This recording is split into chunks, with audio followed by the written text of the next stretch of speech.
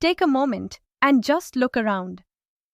The screen you're watching this on, the air conditioner cooling your room, even the road outside, it's all part of something bigger. But here's the catch. Not everything around us is automatically a resource. Surprised? Let's explore why. Now, imagine electricity. It's all around us, powering homes, cities, even satellites. But unless we can access it technologically, afford it economically, and accept it culturally, it remains just a possibility.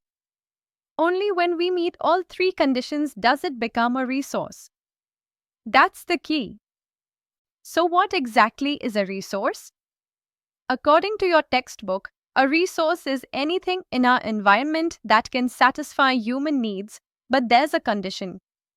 It must be technologically accessible, economically feasible, and culturally acceptable. Let's break that down. Technologically accessible, we must have the tools to use it. Economically feasible, it should be cost-effective. Culturally acceptable, people should be willing to use it. For example, sunlight in Rajasthan is just heat, until solar panels make it a valuable power source. That's how we create resources from nature. But a resource isn't just about what, it's also about how. Think of it as a triangle with three powerful corners: nature, technology, and institutions. Nature provides the raw material. Technology helps us use it. And institutions, like governments and communities, shape how we access and distribute it. Take rainwater, for example. Nature gives it. Technology helps us collect it through harvesting systems. Institutions build policies to promote its use.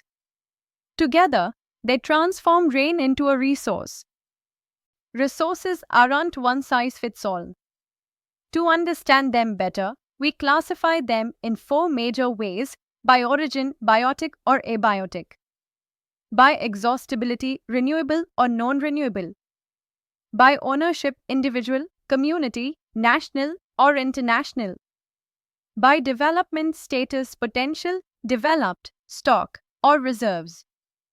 Don't worry, we'll make sense of each, one by one. Let's go deeper. First, classification by origin.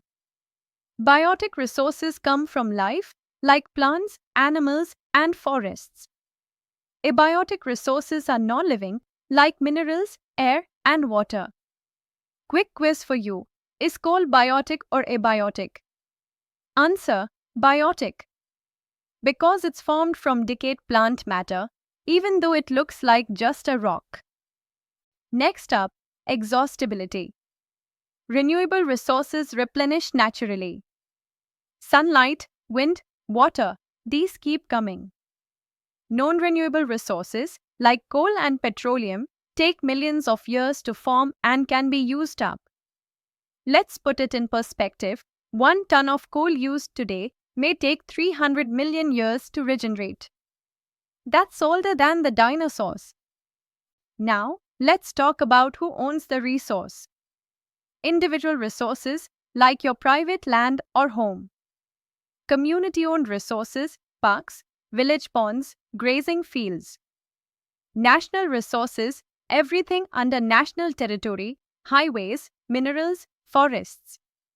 International resources, resources in areas beyond national borders, like oceans beyond 200 nautical miles, are managed by international bodies. So, your local well is community-owned, but an oil reserve under the ocean? That might be internationally governed. And finally, how developed is the resource?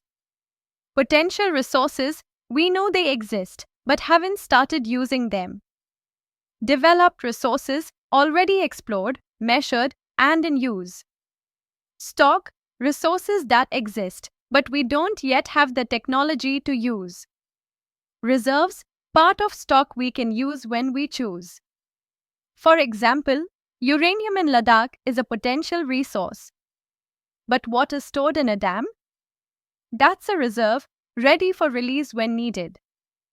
Let's make it real. Imagine your village or town suffers from power outages. Is more coal the answer? Let's solve it step by step. Is there sunlight? Yes. Can we access solar tech? Yes, panels are available. Is it affordable? Becoming more so every year. Will people accept it? That's where awareness comes in. Bingo! You've just converted sunlight, a potential resource, into a developed one. That's real-world resource planning in action. So, what have we really learned? Resources are unfound, they're made through human effort, technology, and thoughtful planning. From biotic to abiotic, from potential to developed, they evolve as we do. Remember Gandhiji's words, there is enough for everybody's need, but not for anybody's greed. So, take a look around. Identify the resources in your own life and ask, are we using them wisely or just using them up? In our next video, we'll dive deeper into how resources are developed and why improper use can lead to crisis. Stay tuned to understand the difference between development and destruction when it comes to Earth's precious resources.